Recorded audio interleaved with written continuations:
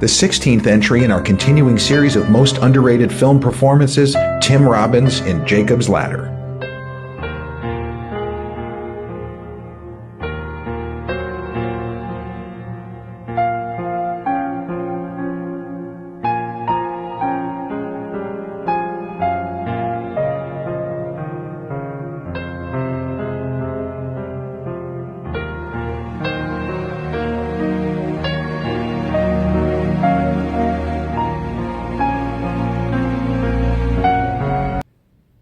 And we're back, like we never left. Welcome to episode 243 of the Confessions of a Not-So-Dangerous Mind podcast. I'd like to thank you all for spending some of your happy hump day with me here in New York.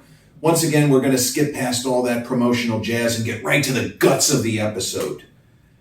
We're going to return to a series which was quite popular that I kind of moved away from because I started having difficulty thinking of truly underrated film performances. But now I have a bunch in my head, and so we're going to get back to now 16th entry in our ongoing series of most underrated film performances.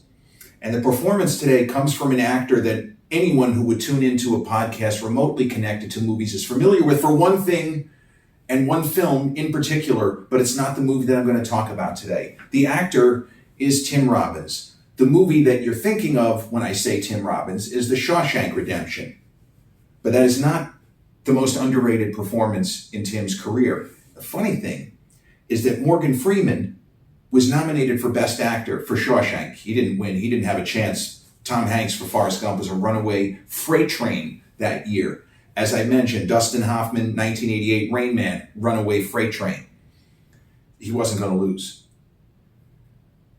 Tim Robbins is really solid in Shawshank, and you could argue that he should have gotten the Best Actor nomination, not Morgan. I mean, the joke was Morgan kind of plays a bit of a sidekick part, but if you watch the film thinking of it, it's actually Red's story, not Andy's, because Red is the one who does the narration. Andy has more screen time. He seems to be the central character, but this whole story is filtered through Red's perception. That's kind of a semantics argument. But I believe that Tim Robbins' finest film acting and really extraordinary performance, which was slept on because it's not the kind of movie that you normally will see Oscar-worthy performances. It's Adrian Lyne's 1990 supernatural horror thriller mystery spiritual Jacob's Ladder. And Jacob's Ladder is among my certainly top 10 favorite horror films ever. If you ask me, do I consider it pure horror? No. It is a supernatural thriller with horror film elements. In that case also, it's not really a big deal how the movie is classified. Its goal is to shock, is to horrify, is to terrify, is to make the audience nervous, anxious, unsettled as its lead character, Jacob Singer, Tim's character, as he feels. We are supposed to feel that disquieting sensation, the idea that what the fuck is happening here? Why do we keep moving around in time? What is the actual timeline of this story? And this is not a movie that's told out of sequence. This is not a Pulp Fiction type of a structure or movies such as, where you're not really sure Citizen Kane. Okay, wait, Bruce is here and Travolta he's dead, but he's here now. Did he rise from the grave? No. This is a straightforward narrative with these surrealist elements, and the time jumps are to deliberately make the viewer scratch their head and wonder what is happening, mirroring the feelings and emotions of the main character, Jacob Singer. Now, the first Tim Robbins movie I saw was Bull Durham. And I didn't catch Jacob's Ladder, which is freely available on streaming. I believe it's free on Amazon Prime. I know it's been on Netflix and Tubi, which is a good app because there's no charge for that one. It is a great film. And it's the single best screenplay I ever read. Bruce Joel Rubin, you want to talk about a guy who was operating at peak efficiency. Bruce Joel Rubin also wrote the screenplay for what became Ghost. Ghost and Jacob's Ladder were more or less in production at the same time.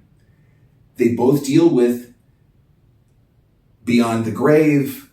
Is this person really dead? Are they not dead? And what's happening here? And why is this all fucked up? And if Patrick Swayze is a ghost and can move through walls, why doesn't he fall through the floor?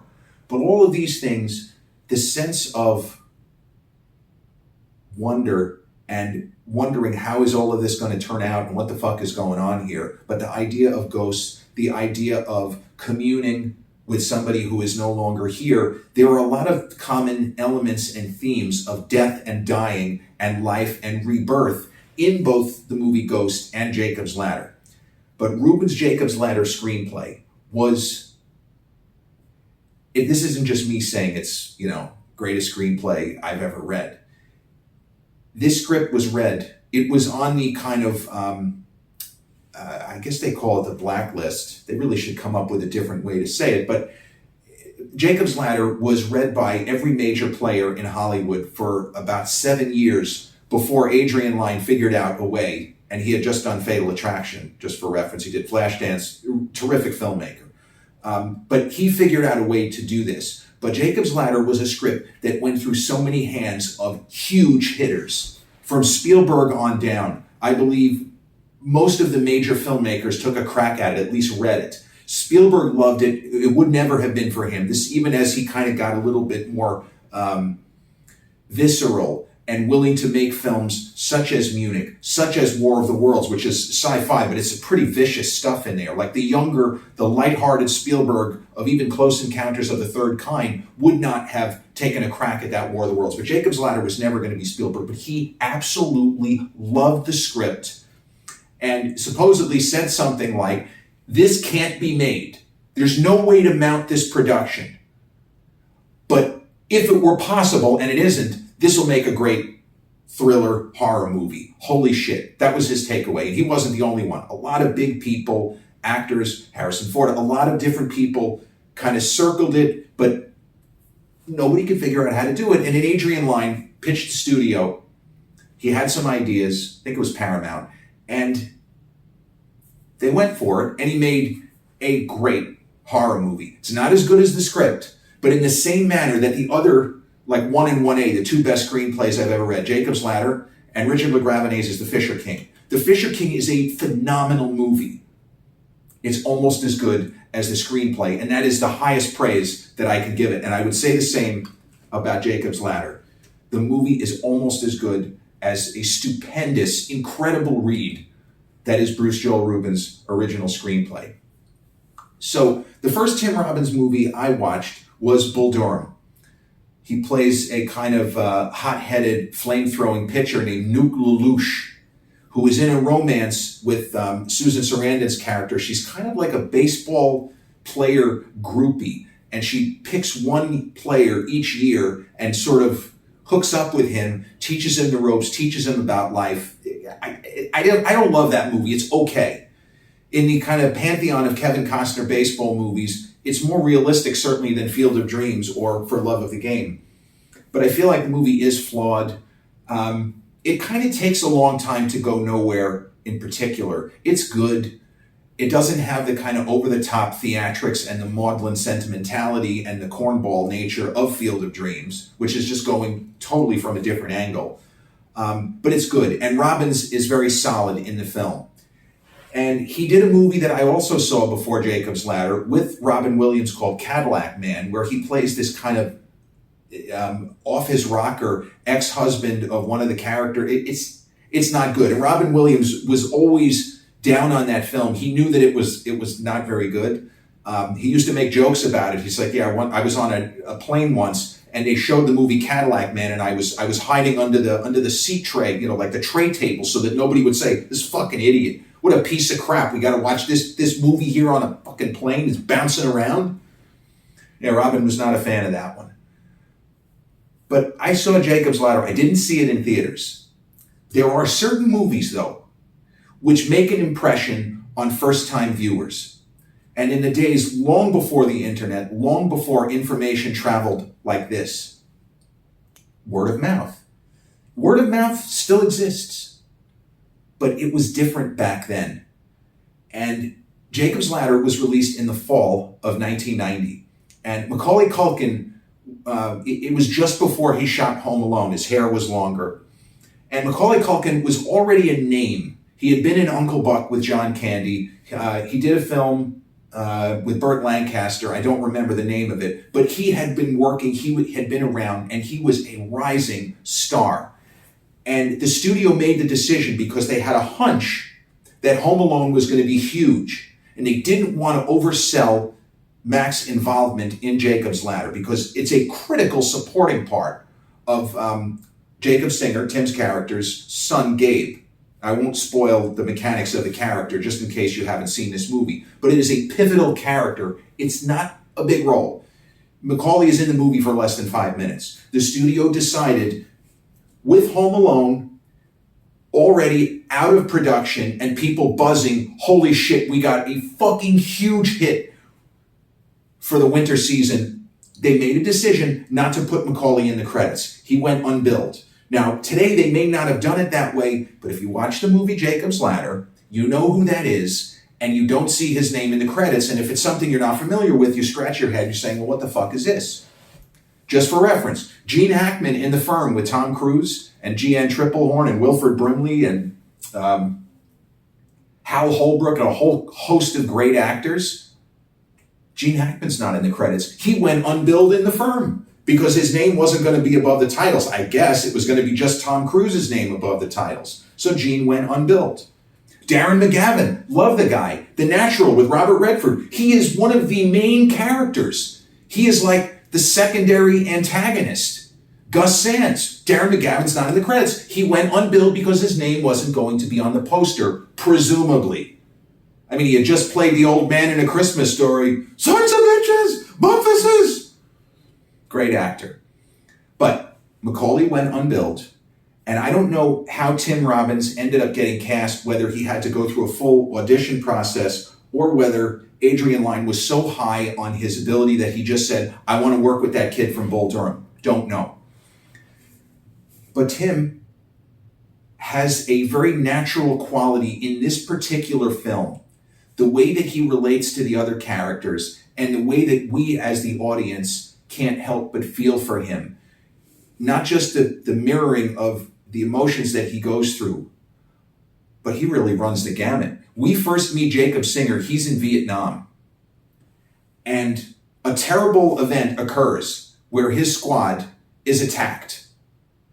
But there appears to be more going on than just that their squad is attacked, because just as the attack is about to happen, the men start to experience symptoms, almost convulsions, as if they have been drugged or there's something in the atmosphere that is causing them to go crazy. And then we move ahead in time, and it's early 1970s, early to mid 1970s, New York City. And we're led to believe that Jacob was a school teacher. He was married and he had a couple of kids, including a son named Jacob. And now he's apparently divorced. And he's living with, unfortunately, the late, great Elizabeth Pena. He's living with a woman who is a postal worker, and he is no longer teaching. He is now a postal worker. He's working for the post office. And we don't know, is it because of his experiences in the war? He apparently suffered a back injury while he was in combat. We're not sure. What we do know is he appeared to get badly wounded in that Vietnam sequence. He seemed to take a bayonet to the abdomen. And then he wakes up and it's in the 70s. And the movie jumps back. It shows him presumably before the war. And there is all kinds of crazy, psychedelic, surrealist, terrifying imagery. And Tim Robbins' reactions are always on point. He never comes across as if it's forced or that he is being coached or directed to act a certain way. The special effects, almost all of which are mechanical effects that were done during production, his reactions are very natural and they feel real. And the terror that he feels, we in the audience feel. And we can imagine whether or not we have recently lost a loved one, that there are times where you have days where you're, not that you're okay, but you have days where you're not preoccupied by the passing of a loved one. And then other times, you might be reminded of something special, a special memory. Maybe it's even a negative memory. And we suddenly lose it and just start crying. And Tim Robbins has a moment in this film where Jezebel, or Jezzy, the Elizabeth Pena character, his girlfriend in the present of the story, as I say, early to mid 1970s, one of Jacob's kids, while he was in the shower, had come by just to say hello, and he brought over some pictures that they had at the house. And, we don't see the kid, but Tim is in bed, and the Elizabeth Pena character, Jezzy, says to her guy, your son was just here and he brought some pictures. And so they start going through the pictures. And he sees a picture and he starts to cry. And it is such a beautiful moment in the film. And this is a horror movie, and yet it's giving us the interior and the emotional life of Jacob Singer. And the way that Tim Robbins, they're even great actors who sometimes when you see them cry, it doesn't work. It feels like they're using the method and you can see them summoning the tears. I don't know how Tim Robbins did it, but in this particular scene, the way he goes from happy and smiling that his son has brought over these pictures that he hasn't seen in quite some time, and all of a sudden, he can't stop crying. And it's the kind of thing you can't teach in an acting class. And it's something that I've said, but you can learn how to read lines. You can learn the method. You can learn how to hearken back to a moment in your life where you felt a great or terrible or both emotion and use that. But Tim Robbins is such a natural performer. It wouldn't surprise me if it turned out that he didn't take an acting class. He has such an ease with the camera, even in movies like I just talked about, Green Lantern, that he's playing the material as straight as it can be played, even though it's more or less a popcorn munching superhero movie. But this scene where he breaks down crying, it's so sad and so beautiful at the same time. And it further kind of entrenches us to Jacob and his journey in this story to try to figure out what the fuck is going on here. I have friends who are still dying. They seem to be targeted, but why? And what the hell happened to us in Vietnam? Who stabbed me? And why did everybody start losing their shit right before we were attacked? There are all of these questions. And in that way, this movie is a little bit like the TV show Lost, which had some horror elements, but it threw so many questions at you that at a certain point, you kind of know there aren't going to be all of the answers that you might seek. Now, one movie that Jacob's Ladder does remind me of is this one right here. My single favorite horror film, Angel Heart, directed by Sir Alan Parker, starring Mickey Rourke, Robert De Niro, Lisa Bonet, Charlotte Rampling. That's a movie, though, that is a more straightforward descent to hell kind of narrative. This is also a descent to hell narrative, but it's at a completely different angle. And the character of Jacob Singer is way more relatable and likable and Mickey Rourke is fucking brilliant in Angel Heart. I would argue it's a single best performance. But Harold Angel is not necessarily the most likable character, but Jacob Singer is a sweetheart. He's the kind of guy that we wish we could meet in real life because he seems brilliant and just naturally kind and decent and generous with his time, and somebody who grew up with a love of family. And then we say, well, I wonder why he and his wife got divorced. There are all of these questions that are bouncing around. And Danny Aiello, who is a wonderful actor, he had been in Moonstruck, among others. He did a film in the mid-2000s called Dinner Rush, which is almost like The Sopranos and Goodfellas, but set in a restaurant, which is absolutely fucking amazing movie. There's one for you, Dinner Rush, absolute gold. But Danny Aiello plays a character that in the original screenplay was slightly different. He's a chiropractor named Louis. And in the original version of the screenplay, Louis was just Jacob's chiropractor.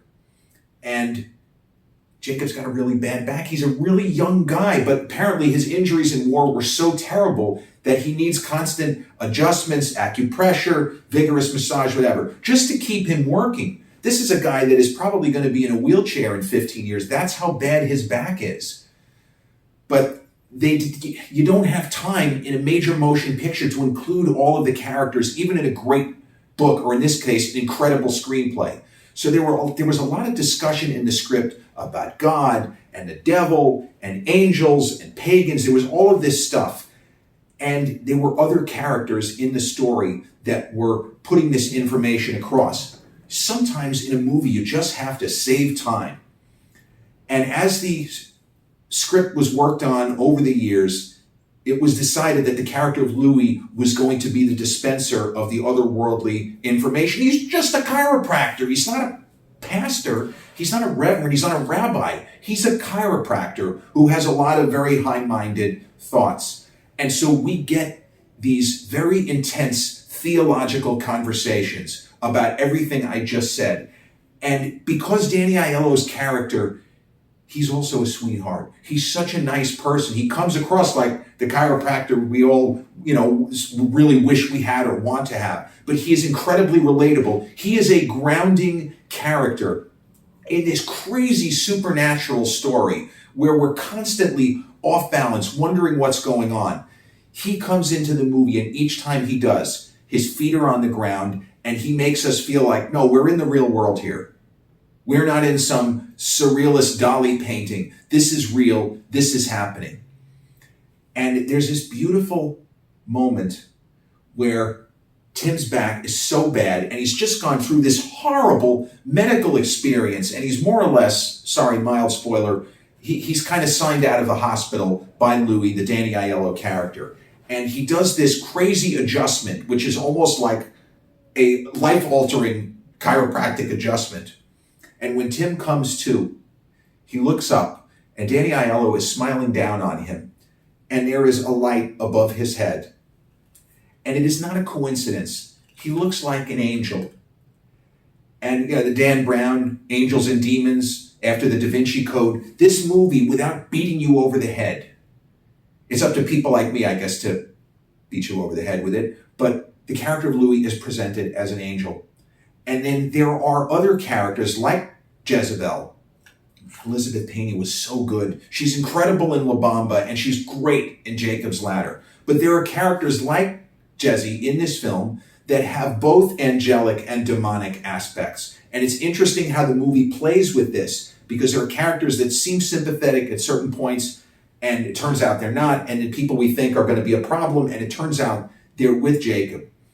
And through it all, Tim never breaks character, and he never seems to waver. He is unyielding and trying to get to the bottom. What happened to us in Vietnam?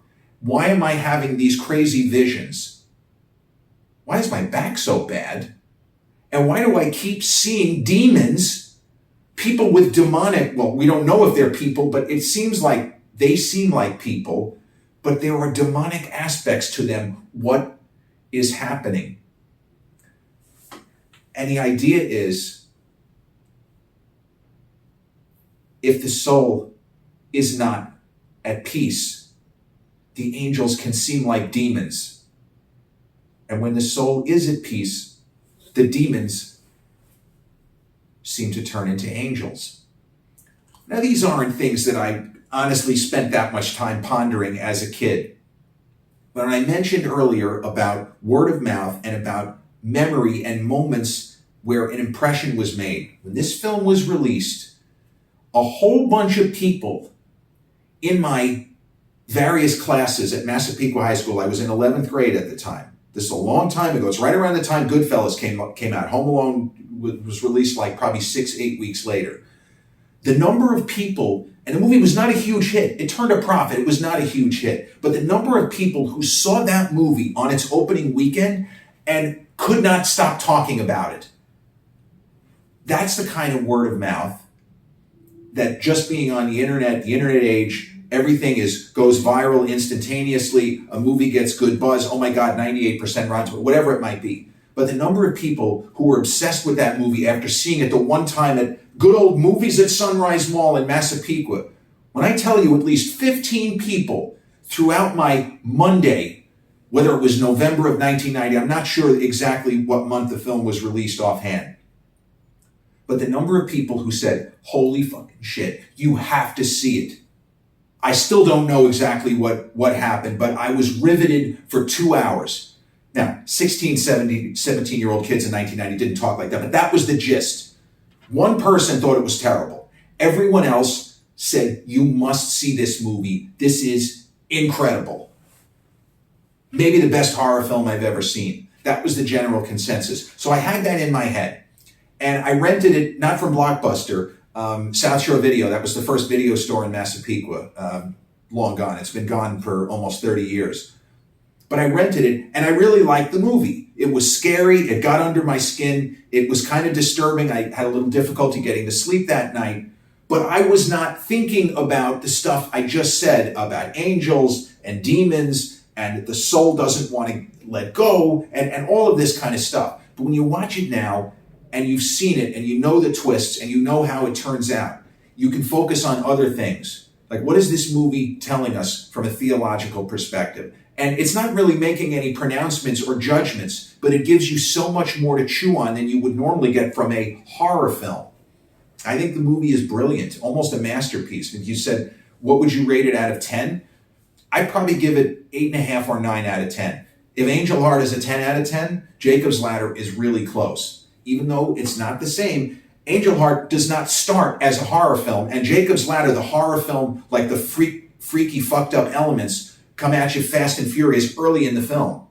It takes Angel Heart until the second hour to really get into gear and switch from what appears to be a detective story, and then, holy shit, we're suddenly in really fucked up Chinatown exorcist supernatural territory. Jacob's Ladder, though, a great movie and an extraordinary performance. And there are some, like if you look up reviews, contemporary or even reviews from back then, there are people who will single out Tim's performance and say, this is a great performance. It's almost hidden because this is a horror film, or it's not a movie where we're expecting this level of commitment from the lead actor. But I would say, and even before this episode, somebody had come up to me and say, Jared, what's your favorite Tim Robbins performance? Or what do you think is his best performance? His most underrated performance, the one where he knocked it out of the park and people took it for granted. This is the movie, Jacob's Ladder. He's amazing in every scene. Confusion, resolve, despair, the Elizabeth Kubler-Ross, all the stages of grief. He goes through them, and each one is clearly delineated. From a craftsmanship standpoint, Tim Robbins gives an acting masterclass from first frame to last.